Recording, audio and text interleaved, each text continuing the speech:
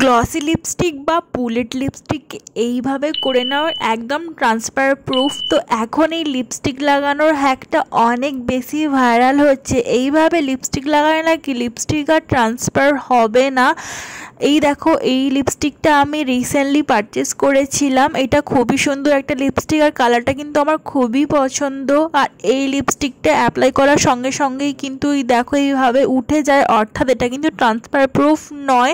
বেশিরভাগ বুলেট লিপস্টিকগুলোই কিন্তু transfer proof হয় না। আর এগুলো খাবার সময় বা সে হাত লাগাতে গেলে কিন্তু লিপস্টিকগুলো একদমই উঠে যায়, আর ওটা একদমই ভালো লাগে না দেখতে। তো আমি এই হ্যাকটা দেখলাম যে লিপস্টিকের মধ্যে পাউডার লাগালে নাকি, লাগিয়ে এইভাবে অ্যাপ্লাই করলে নাকি লিপস্টিকটা ট্রান্সফার প্রুফ হয়ে যায়।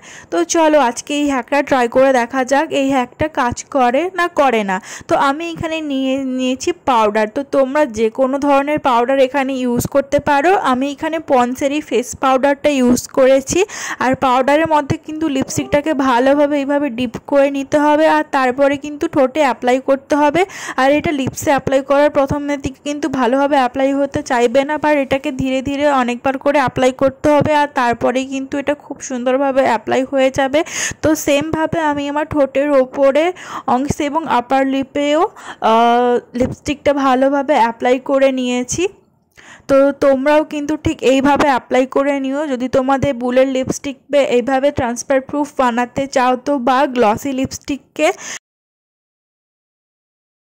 চলো এবার দেখা যাক হ্যাকটা কাজ করছে না করছে না। দেখো আমি যখন ঠোঁটে আঙুলটা এইভাবে অ্যাপ্লাই করলাম তবুও কিন্তু লিপস্টিকটা উঠে আসছিল, আর দেখো যখন হাতে কিস করলাম তখনও কিন্তু লিপস্টিকটা উঠে আসছিল। বাট এটা ট্রিক হলো যেটা অ্যাপ্লাই করার পর 3 থেকে 4 মিনিট ওয়েট করতে হবে, আর তারপরেই কিন্তু লিপস্টিকটা ট্রান্সফার প্রুফ হয়ে যাবে। আমি তখন সঙ্গে সঙ্গে হাত দিয়ে দিয়েছিলাম, তাই এটা উঠে এসেছিলো। বাট এই হ্যাকটা কাজ করেছে, তোমরা কিন্তু এই হ্যাকটা অ্যাপ্লাই করতে পারো।